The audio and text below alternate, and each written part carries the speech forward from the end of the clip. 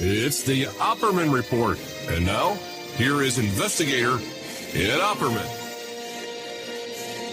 Okay, welcome to the Opperman Report. I'm your host, Private Investigator Ed Opperman. Now, you can find me at Opperman Investigations and Digital Forensic Consulting if you email me at oppermaninvestigations@gmail.com. Our guest today, this is a fascinating topic, and I'm obsessed with this stuff. Our guest is Hannah Wilson, and what she does is she's a online decoy. She goes online into chat rooms and Instagram and message forums and stuff like that, and Facebook, and pretends to be a little kid, and she gets flooded with these perverted pedophiles who contact her and try to meet her in person. She delivers that information to these other guys that go out there in person and confront these pedophiles in real life. We did a show on this in the past, but I think I called them YouTube Predator Catchers, I think.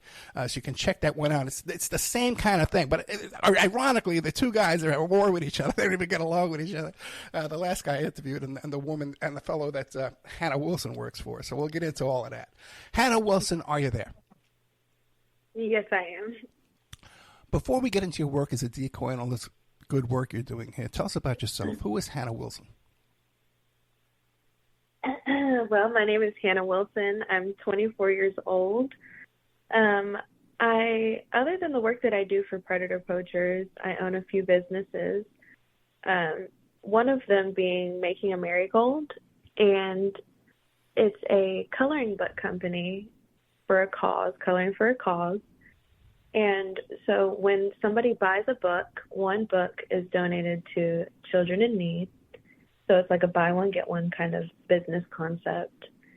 And I'm also working on a non-government organization, nonprofit, called WISH, WWWISH. And I haven't come out public with it yet, but it's along the lines of, saving children and turning my leads into law enforcement and cyber tip lines, stuff like that. Okay, now that's so cool. Now, what is it about Hannah Wilson that makes you, that tugs your heart for these kids, that makes you do this coloring book, Making a Marigold? You want to do this NGO, the WISH thing? What is it that inspires you to do all this? Well, I'm a mother, and I became a mother when I was young, and I didn't have any help. And I have, two younger siblings as well who are, very special to me and have been victimized online by these online predators. And when I was younger, I was victimized as well by online predators and stuff like that. People in chat rooms, taking advantage of younger children, just stuff like that. That stuff, it's just finding the justice for the victims of this. I got you. And you're 24 years old, so you've been on the internet your whole life practically. Do you find that this activity of adults trying to contact young children online is getting worse? Absolutely. Yeah, right. This kind of work of, predator catching or exposing people and, police working with us, law enforcement working with us, we need more of it because it's only going to get worse. The children are only going to be younger, who are accessing the internet and talking to these people. Yeah, there seems to be more apps popping up every day that I've never heard of. Snap and WhatsApp, and then they're talking about Signal, which reporters were using at first, and Telegram and all these things. Take us through the process. Hannah Wilson wakes up in the morning. What do you do? Well, I do it full time now. Right. So other than taking care of my daughter, I'm a full-time decoy. I wake up and I log on to the account. I have multiple underage decoy accounts on Instagram and on Facebook. And I also have a adult fake trader account, you can call it. And that's where I pretend to be a fellow pedophile and infiltrate the groups that they have of trading CP, child pornography. So yeah, you can talk regularly. It's not like TikTok or YouTube where we have to talk like in code. I know. I was worried. I was telling another guest the other day, and I said, when you talk on TikTok, you have to say unalive. You can't say dead or suicide. And instead of saying gun, you have to say pew pew. And he just goes, what? He says, that's what they do. You say pew pew. Okay, so listen. You have kids at home. Okay, how old are your kids? She's 2. I only have 1. Okay, so you got the 2-year-old kid at home. I raised a 2-year-old kid, and I work in a home office on a computer all day long too, with a lot of traumatic stuff. Okay, as well. Right. Now, what does that do for your emotional state, man? Where you got to deal with all these weirdos all day long, and still be able to have a shining light for your kid. If I didn't see these people get arrested, majority of the time, and if I didn't see them get convicted and the $100,000 bonds or $1 million bonds, I probably wouldn't be able to continue this work. But seeing, justice be served and seeing that I'm a part of that, it adds a whole new light to it, and I don't even have to think twice about doing this. Gotcha. Now, take us through the process. Okay, you have an account set up. What would the average age of one of your accounts be? Typically, it's 11 to 13. The age of consent is different in different states, and we do this all over the country. So we try to keep it neutral in case, say we have a case that goes on for a year. We don't want the decoy to be of age of consent, right, within a year. So, some of these cases take a while, for sure. So then what happens? So the age of your account is about 11 to 13 years old. And I guess you have pictures on there? Yes. And do you have to update these accounts every day, making little comments and posts and, memes and things on it to make it look like it's a real account? Yeah, absolutely. Filters, music, all kinds of different posts, stories. We have to engage daily with these pedophiles, or else they'll get suspicious or they'll get frustrated with us and they'll block us. You just never know. No, absolutely. I've done online investigations too, using fake accounts and spoof accounts and decoy. We never called them decoy accounts. I don't think we did. But now, are these accounts aged? Like, they've been active for a couple of years, so people say, hey, this was just created. This is BS. Yeah. We have accounts. I mean, some of our accounts get, if it's a certain age, like Instagram has an age limit. Right. I think it's 13. So, if I'm posing as an 11-year-old, somebody can report it and say, oh, this is an underage account. And then our account is deleted. So, we have accounts that I've had an account that's at least 3 years old. So,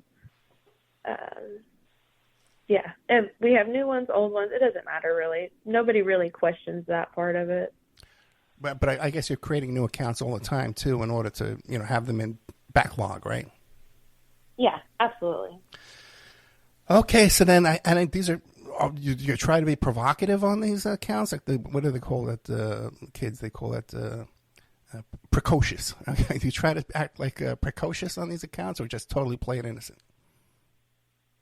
No, the best way to play this, and the only way that we do this, is by, but we're completely innocent. I mean, from the start, the predator will message us first. Our ages are typically in the bios. If not the age, it's the grade. And they'll message first. We never message first. We never initiate that. And from there, we just gather the information that we can. And typically, me personally, I can speak and say that I've found a way, well, me and a few other coworkers, we found a way into these child pornography groups to where that, if one person follows us, 20 other people who are a part of their trading group will follow us as well. So, okay, we'll get to that in a second. But back to do you have like the 11 to 13-year-olds, right? Do you have like a friends list to show like do you have other kids following them? Yeah, sometimes. Typically, yeah. That's what we try to do. We try to blend it in and follow celebrities and stuff like that. There you go. That's a good idea. Yeah. And then so then when these guys start contacting you, what do they say? It really ranges. Typically, it's hey, you're cute, or how are you? And then within the first 1 to 2 messages, we tell them, we drop the age, Right. and that gives them the choice. Do I want to continue talking to this kid, or do I want to stop? And then they get graphically sexual? Yeah, typically. And then what happens first? They send you pics, or they ask for you to send them pics? They can ask for pics, and we're never going to send it. If we send selfies, it's never going to be anything unclothed, Right, or provocative. It's nothing like that. Send a selfie to verify you're real. Okay, we'll do that. And they'll send pictures. It's all on their own accord. When they send the lewd pictures, or if they send, whatever they send is on what they decide to send. And you have some kind of like an age modificating software that you could take a picture of yourself and send it to them? Yes. Yeah, we have a few that we use. And it doesn't look fake? I guess now with AI, right? It's getting better, right? Yeah, I mean, it helps that, our decoys are younger looking, so we can pull it off easier, especially when it comes to the video calling and stuff like that, to verify that we're real and that they're comfortable with us. Now, do you have a location on your Facebook page? No. Okay, so then you wait for them to tell you where they live, and they say, "Oh yeah, I live there too," right? Yep. Yeah, it's like, oh, so convenient. Now we can talk for the guy. Talk about the guy you work for. Yes. Okay, Yeah. so when Alex Rosen from Predator Poachers, when he confronts a lot of these people in person, most of them don't appear to be the brightest or the sharpest knife in the toolbox, right, or the drawer. Like a lot of these people are like really, really. Some of them have mental disabilities, right? Yeah, definitely. We have had quite a few disabled pedophiles. I'm not sure why. I think it is a lot easier, to find them as well, because Alex does a lot of house calls. And so, the smarter pedophiles, we're probably not going to get their address as fast, as somebody who's like, oh, yeah, here's my number, here's my address, here's my name. Right. Yeah. So okay, right. It's the slower ones that are easier to catch. Yeah. Okay. And how do you do that then with the video calls? Because you can't look 12 or 13 if you're 24. My daughter's 24. Yeah. Well, our decoys okay. So I don't do the video calls as much. I'm really good with chatting and sending pictures, and sometimes I'll send videos or whatever, but most of the time I'm not asked to video call. They trust me pretty much. But my coworkers, honestly, we have one, and she's 4'11". Her name's Priscilla, and she looks really young and can pull off that 11-year-old age decoy. Right. Yeah, do you have like a group chat in case you're both working on the same guy, and hey, share that kind of information with each other? Oh yeah, absolutely. We have a work group chat. Okay, that's great, man. This is really sophisticated. Like a sophisticated operation. It's like a Mission Impossible. These guys over here, right? I'm impressed over here.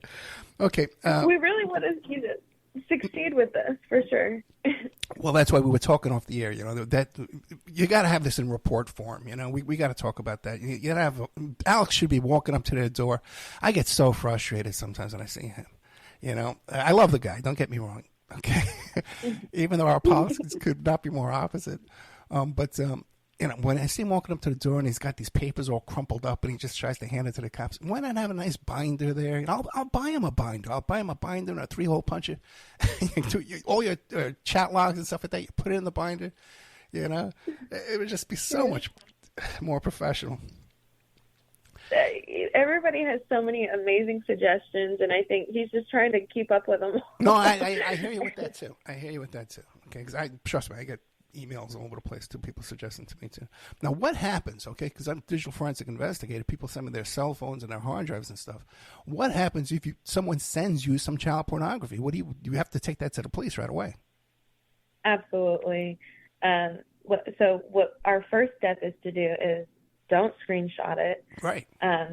Don't save it. Make sure that it's not going to be saved, and immediately report it. We report it to the Internet Crimes Against Children cyber tip line, and we keep all the receipts of that, of our report. But typically, we're not sent child pornography. Even on my fake trader account, I have in my bio, don't send pics, don't send videos. I don't want my account deleted, and that stops them from sending anything. So it's pretty rare when that happens. So now, what about when you make this report? I guess ICAT you send it to? Yes. Then what happens then? Have you ever had your computer seized where they show up and say, "Hey, we'd like to, Hannah, knock, knock, knock. We'd like your computer. We're working on a case." Has that ever happened to you yet? No, and hopefully, let's just hope that doesn't happen. Knocking on wood. Yeah. But I have had my phone seized by Maine State Police. I've had to send it in by mail for a case that they did end up prosecuting the guy on for child pornography. But yeah, that stuff's going to happen. Yeah, and that's what I was trying to tell Tommy when he was on the phone on the show a couple of years ago. I says, as you're making all these cases, I says, you understand, a year or two down the road, you're going to be testifying every month, every week. Can you handle that? So, because this whole process of doing this online YouTube predator catcher thing is fairly new, right? Like 5 years old? Yeah, I think so. Yeah. For sure. Yeah, so there's a lot of pitfalls ahead with all this, man. Do you have any horror stories, like where you had trouble with the cops or trouble with prosecutors or anything? Never. I have had interviews. I've had to go out of my way, a few times to assist with cases, but it's nothing, that I wouldn't do to make sure that a case gets prosecuted. I've had to meet with a Florida state attorney 2 months ago for a Port St. Lucie catch that I had. And then I had to go to my local sheriff's office and give a witness statement for a teacher that I had decoyed recently. And, it's things that, it's not strenuous. And Alex usually does all of the testifying, court dates and stuff like that. Right, but and I've seen him hand over his report. I know you got a lot of digital stuff you send over passcodes and stuff like that. They can access your chats and things. But so you've never been subpoenaed to come in and testify, either by the defense or the prosecution? No. Okay, that's interesting. I've given witness statements and certified witness statements, but they've never had. And since we're all over the states, I'm located in Texas, so okay. I would have to fly out for any of these, which I'm willing to do, but all of them have said that's not necessary. So, okay, well, I'm sure too, because so many of these cases, it seems like these guys just start confessing. Start confessing. And Alex is one of the best interrogators I've ever seen in my life. This guy's amazing. Absolutely, it's so helpful that he can go there and sit down for hours and have people spill their deepest, darkest secrets. It's crazy. Yeah, the guy's a natural. As far as interrogating or questioning a witness, this guy's he's 24 years old too himself, or 23, 24? Yep. Yeah, the guy's born to do this, man. And he's a big, intimidating figure. His dress code, I would recommend an upgrade to look a little bit more professional. He shows up. But it's gotten a little bit better. No more holes in the T-shirts like it used to be, right?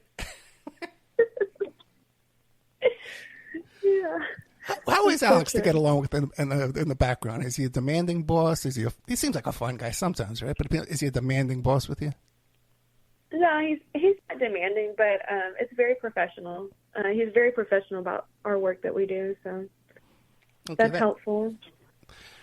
Now, you mentioned, too, you also now, I think Alex is the one who came up with this whole plan of going after CP, child pornography traders, right? He's the one that really came up with that idea, right?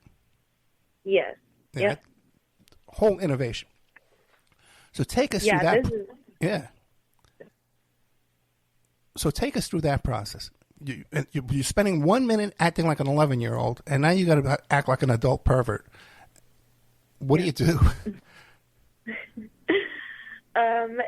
It's not, I have to say things that are not true and that are not who I am or not, what I'm proud of, but it's things that will get these men to say what they need to say.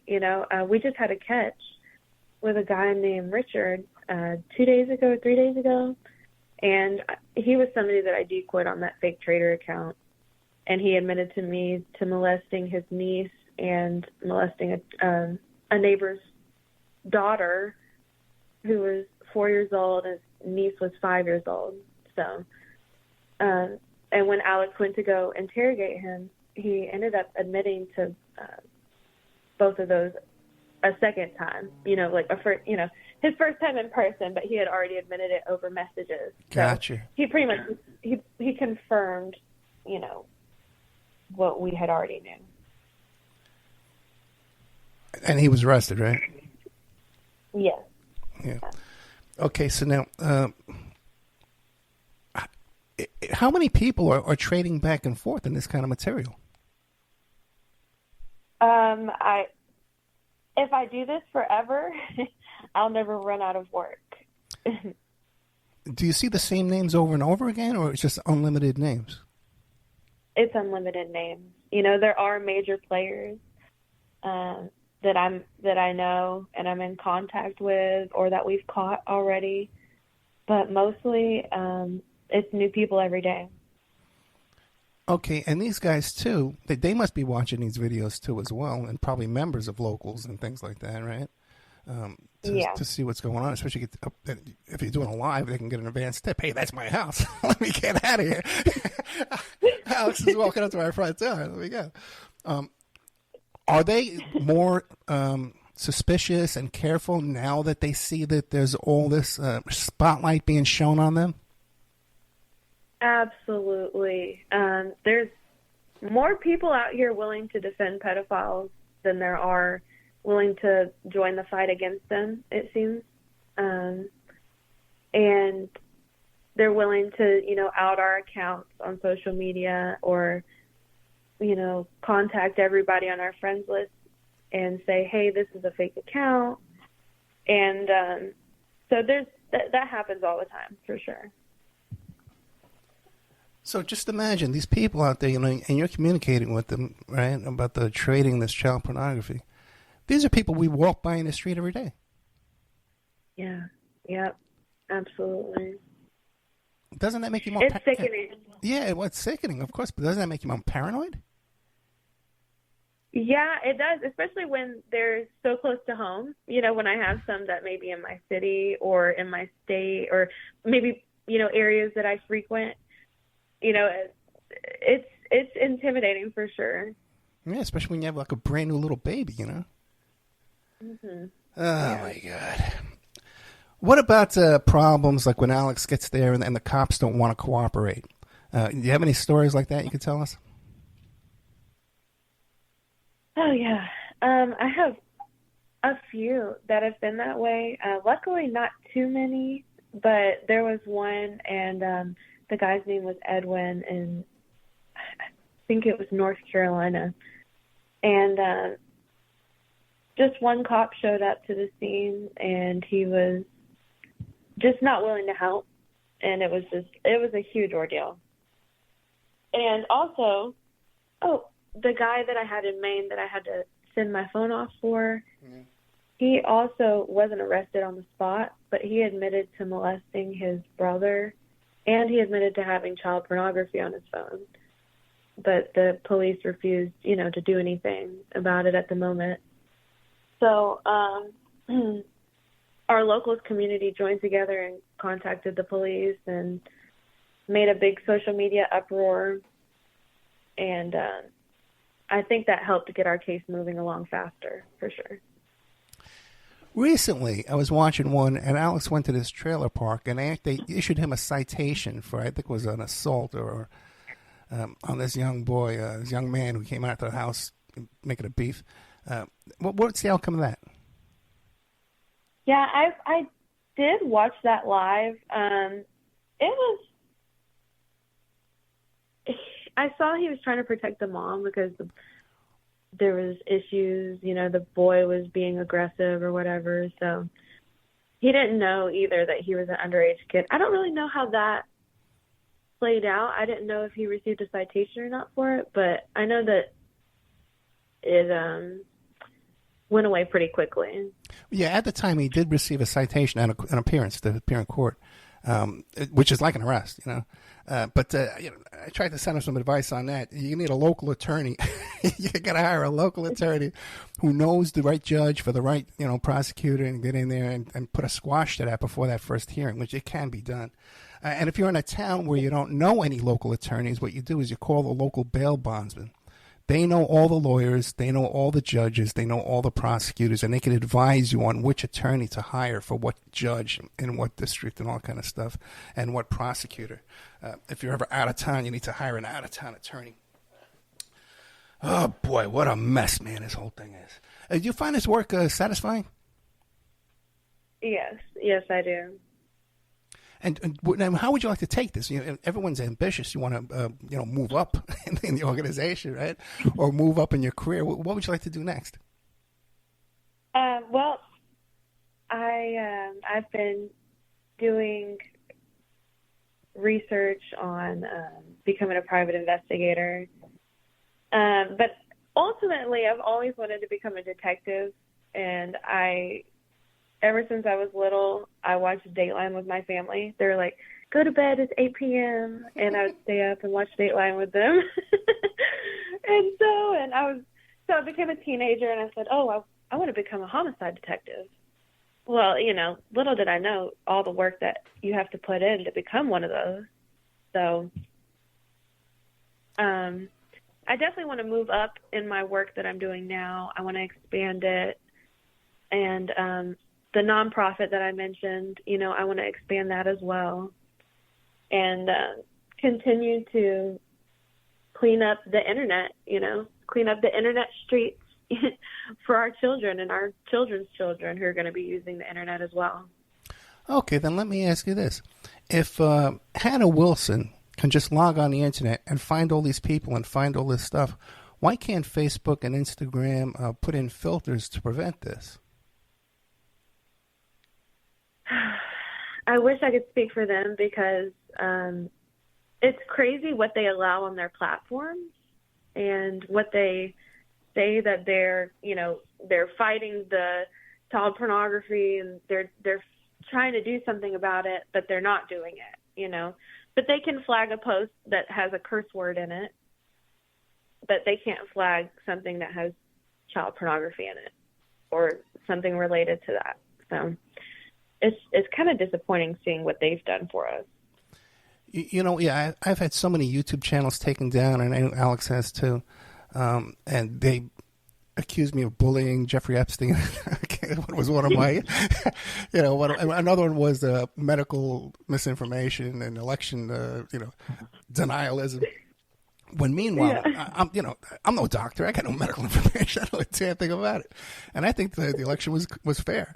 Okay. But then I see these YouTube channels, and I haven't looked at it lately, but a few years back, some people sent me some code words you could search up on YouTube.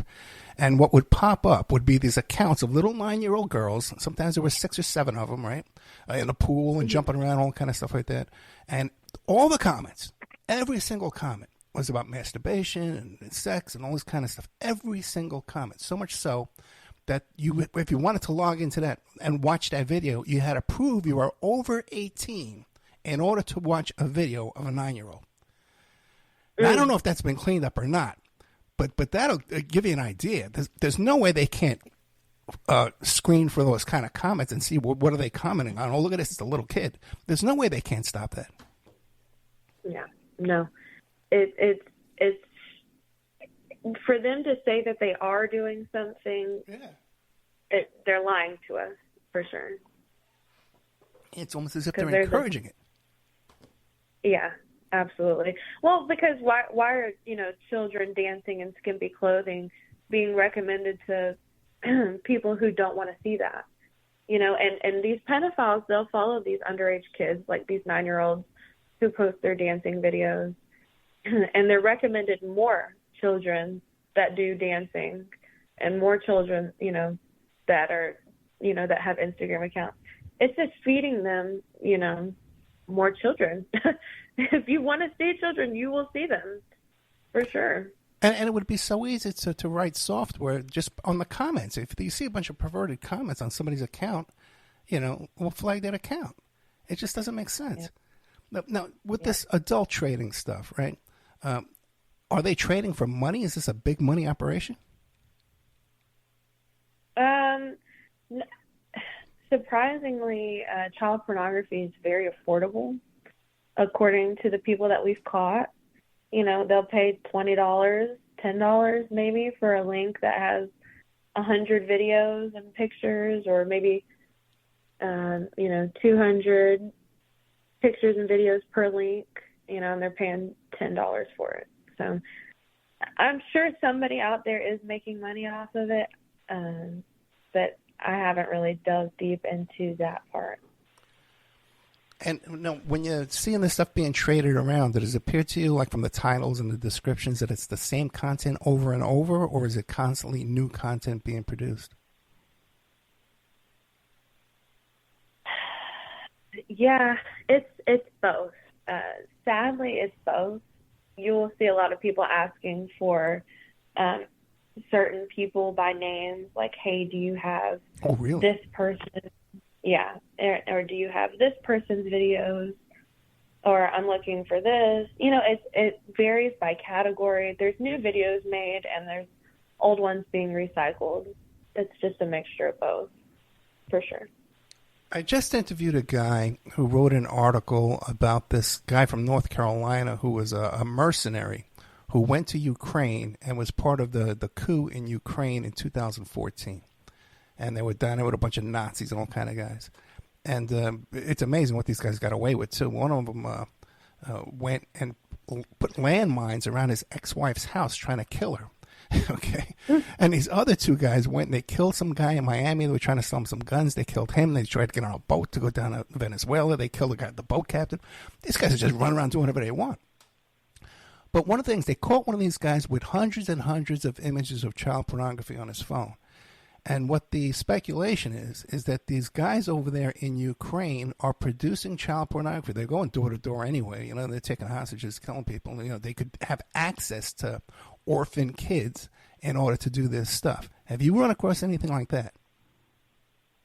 No. Like I said, we don't really see a lot of the child porn. And, they do have these videos of these little Ukrainian, Russian girls dancing and stuff.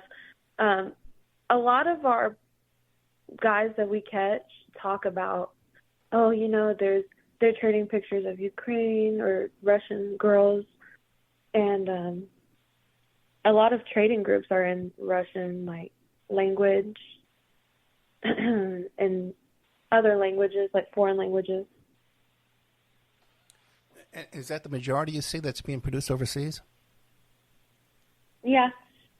There are, like I said, the ones that are being recycled are mostly the ones that are from America, so the ones that people ask for. Oh, okay, right. But then the ones the new stuff that's being produced all the time, that's coming from overseas? Yeah. That's from what we're seeing, at least. And what's being traded, it's in, groups on Telegram. They're in Spanish or they're in Russian. It varies. There's not very many like English speaking ones, Gotcha. And then when they were selling this, what kind of payment method do they use? Oh, I'm not sure. I know that Alex interviewed a guy that we caught recently, and he had used PayPal. Really? Yeah. Now you think they could track that, right? I have no idea. It's so unreal how this stuff is out here still. What frustrates you, especially when you stop and think, anybody, no one's in favor, or at least publicly in favor of child pornography, of child abuse. But then you see when Alex comes into contact with these cops, the first thing they say is, well, we've never dealt with anything like this before. You think that's where there would be their priority that they're going out working on. But they're all out there working on DUIs and stuff, the easy stuff. So what is the most frustrating case you've had? Someone you've been trying to hunt down and slips away from you? Well, I've had quite a few. But I would say there was this one guy, and he went under the name of Beowulf. Yeah. That was his name. And he was catfishing me as somebody that he went to school with in high school. And it wasn't his pictures. He was using a fake name and said he lived in a whole different state. And I talked to him for about 2 years until I finally uncovered his real identity. I can't remember how I found it. I just it may have been through a new phone number that he had given me that I ran on Truthfinder. I don't know how I found it, but I found it, and I was shocked. And up until the point of Alex confronting him, I wasn't sure if his identity was fake or not, So that was such a frustrating case. But he was arrested for child pornography, so that was successful. There was one other, and it was a teacher that I had talked to. He's an elementary school teacher in Buffalo, New York. And we just caught him recently. I had to talk to him for 13 months because, I couldn't find his identity, and it was very frustrating.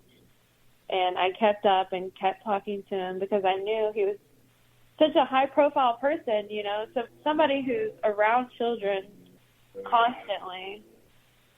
So that was very frustrating to get. Now, when you're talking to these guys for 2 years and 13 months, do you ever feel sorry for them, or you kind of like build a relationship with them, or look forward to talking to them? No, not at all. Not even. I dread talking to them, honestly. Yeah. And no, I don't feel bad for them because they always do something disgusting. The teacher, he had a garbage disposal fetish and a foot fetish, and it's just these weird, disturbing things that remind you that they're not normal. Like, this isn't an innocent person. Right. He knows he's talking to a child. He knows that he's grooming a child, And if I was a real child, they would be getting damaged. Do they ever give you email addresses? Oh, yeah. I mean, if we ask for it. Oh, really? They'll just give it to you right away? Yeah. Mm-hmm. Especially with Google Chat and stuff like that. Okay. And phone numbers? Yes. So they'll give you their phone number, their email address, their first name, I'm sure, right? And then the city where they live? Yeah, most of the time. Okay. Yeah, that's not too hard to find, right? No. Ever use anything like Read Notify? The what? ReadNotify.com. No, I've never heard of that. What's that? It's a website you can join up. It's like $3 a month, and you can send somebody an email using the Read Notify server, but the person who receives the email doesn't notice that. Okay? So when you send somebody an email like oppermanreport@gmail.com, you'll put in .readnotify.com. So you're using an email address on the Read Notify website. So when you send them the email, you can see information about their computer when they open up the email, like their IP address, sometimes the city where they live. You can pick up some pretty good information. And then if you have some other information, like you find that you have a suspect, and Alex runs the address and the name of that person, and he sees a different email on that. If you email that one, you can make a comparison, and it's almost like a fingerprint. You can prove the guy who's been chatting with you online here is the same guy in that house that Truthfinder, whatever service you're using, it matches up. Wow. Yeah, I know. There's a lot we could be I didn't know. I didn't know about that, but now that I do, I'm going to use that. Yeah, there's a ton of stuff here. And I noticed, too, Alex uses these, like, over-the-counter database searches. He doesn't have anybody who's, like, a lawyer or a process server or a detective or anybody who can give him access to, like, the real databases? Not that I know of. I'm sure he has somebody, but I'm not in contact with them. And we really just utilize what we have. Yeah. What we can, So. Yeah. I try to send him little tricks on how to locate these people. There's a bunch of little tricks he could do. It's just amazing. That just the average person would just never think of. Oh, boy. Let's see. What else, man? What else? Is there any questions I haven't asked you that you want the audience to know about this process? Let me see. No, I know, not really. I know one of your concerns was that you want the audience to know that you guys are out there looking to make prosecutions and wanting law enforcement to really take action on this and make arrests. Why don't you tell us about that a little bit? Well, I wish, well, not wish. I would like law enforcement to embrace the vigilantes, that they call us. Right. It would be nice if they could embrace the resources and the information and evidence that we provide. We know that sometimes they can't make an arrest on the spot, but going through our evidence and at least giving it a shot, is a big deal because we know that we're saving real children. We're posing as children, and people can, they can say, "Oh, you're luring," and we're not. We're not luring anybody. It's not entrapment. And these people are seeking out children, and they're finding us when they're, seeking out real children. And we're interfering with that. So we just want justice, and that's our biggest goal for all of this, I notice sometimes, especially in the small towns, when the cops show up, some of the times it's really obvious that they know the guy, okay? And sometimes they're trying to pretend they don't know the guy, but you can kind of tell that, hey, he probably knows this guy. One time he already knew the guy's name. A couple of times, as a matter of fact. That guy in Santa Claus, they knew all about that guy. Remember that one? Yeah. Mm-hmm. Yeah. Alex got in trouble for taking the guy's phone. I tell you, he's improved so much over the years, man. You watch this guy; he's learning his craft over here. But do you ever? Does that ever concern you that the cops know this guy? The guy could be an informant, could be their confidential informant who works with them all the time, and you're not going to get any results that way. Yeah, absolutely. I mean, there's people that we've caught, and they're in the middle of a case, and there's this guy we had talked to for a while, and he fell off, and we still decided to confront him. And he's like, "Oh, no, I'm already in a case for this. I can't talk about this. My lawyer said I can't talk about it." So he's already being investigated for talking to underage children. And we've had that a lot. I mean, we've had one of my guys, they say, "Oh, well, we're already looking into him for child pornography. We're already investigating." And you're just letting him do his thing. And, we're out here trying to actually get him arrested. But, we don't want to interfere with any cases. We don't try to. All the evidence we have is just, what we've obtained. Yeah, and it's very frustrating, and it's one of the biggest frustrations is getting the police to do their job, like nudging them along. You really got to follow up with these guys, man, and establish a rapport with them and, make sure that they're following up on this evidence and this information and stuff like that. Do you have somebody assigned just to that kind of task? Now that there's so many cases all over. No, I mean, Alex covers it pretty well. We'll just go over our list and he'll make a list of people to call, different police departments that we've already turned our evidence in with, and just follow up on the cases and see where they're at. So Alex is aware of the people you're talking to as you're talking to them? Yeah, we try to keep him as updated as possible. There's not very many of us decoys. There's only a few, so it's easier for him to keep up with, who we have. So then how many targets are you juggling right now as you're wasting time talking to me that they're out getting away with all this stuff? How many cases are you working on right now? Oh, goodness. Between all of my accounts, it's over 30 people currently. But our catch list, they range from every time Alex goes on a trip, which is every 2 weeks. I turn in, minimum 10 pedophiles on a list, and, each decoy does the same. So that's our minimum. Sometimes we'll have 15 per trip. It just depends. It's so hard because you want to catch them all, but you can't because there's just so many, and they just keep popping up. He'll go to the West Coast, and we'll have 10 pop up on the East Coast. So it's all over the place when it comes to that. What a mess, man. And how many, if you're handing over 10, and how many other decoys are there? 5 or 6? That's like 50 or 60 you're handing over? Yeah. There's about 5 or 6. So, but, there's new decoys, and then there's ones that have been here. And so it just varies. But most of the time we turn in about 10 each. So the trip lists are, sometimes it's 40 people on a list. Our lists are pretty long. That's insane. The guy has so much energy, man, for a young guy, Yeah, I know. Like, he keeps going on trips every 2 weeks. We're like, when are you going to take a break? He should take a break and do something about his health, man. Now, what about, are you ever chatting with somebody and you're just so disgusted by them that you just block them? I would be blocking people left and right. I can't stop myself. If I blocked them, I would be missing out on, saving children. So I wish I could, and after the catch is done, I block them because I'm like, it's kind of like a mental thing. I'm like, okay, I'm done with you.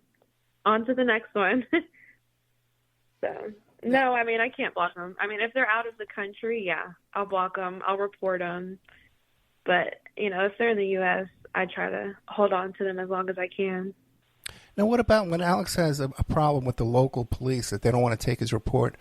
Do you follow up with that? And because you can make a report directly to the prosecutor yourself. You can refer a case to the prosecutor. You don't need the police to refer a case to the prosecutor.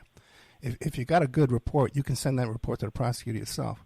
You can also send that report to Child Protective Services in that state or probation and parole. No one has any idea what's going on in these houses or who else is living in there.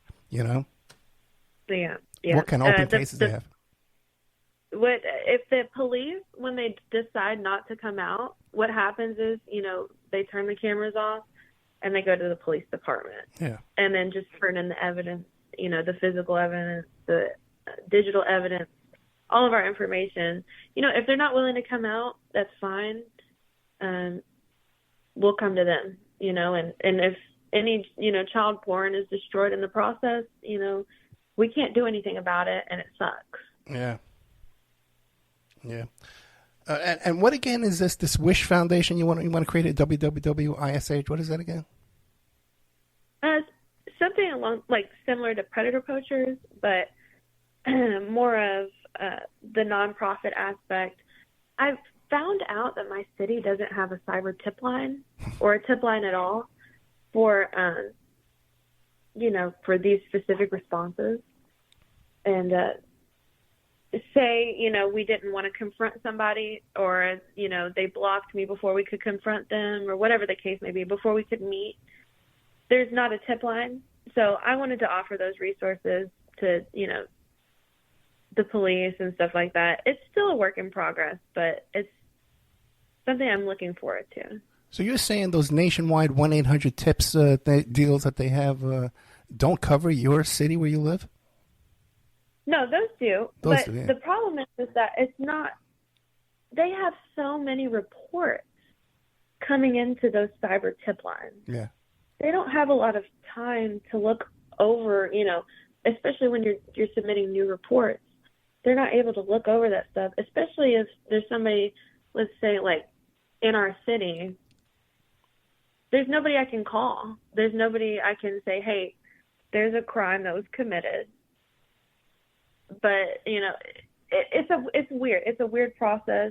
I've reached out to the detectives, and they said that that's what they told me, and I wanted to make a difference about that.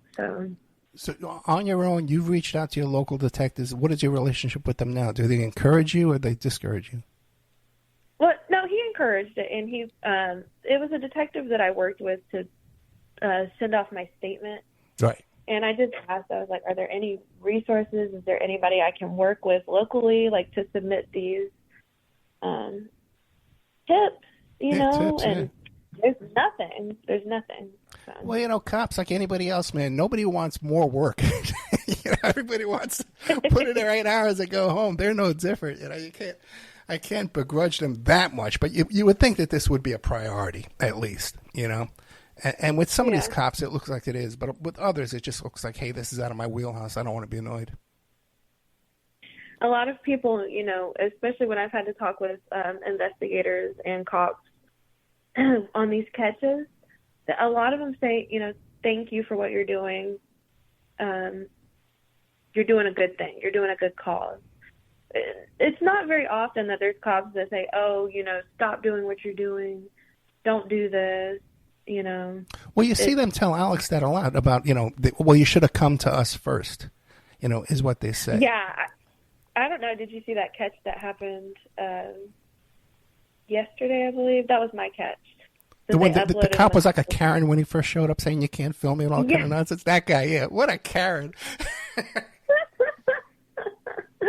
Yeah, so that was frustrating to watch go down for sure. It really was. But you can go to Locals, Predator Poachers on Locals, and sign up there. I don't know what it is, like $10 a month, $5 a month. I think I'm paying $5 a month because I signed up early. And you can watch these things live sometimes. So this cop shows up, and Alex does this routine where he starts questioning the subject in front of the cop to capture his confession on a body cam. And the cop's trying to tell him, well, you have to read him his rights first. I don't have to read anybody their rights.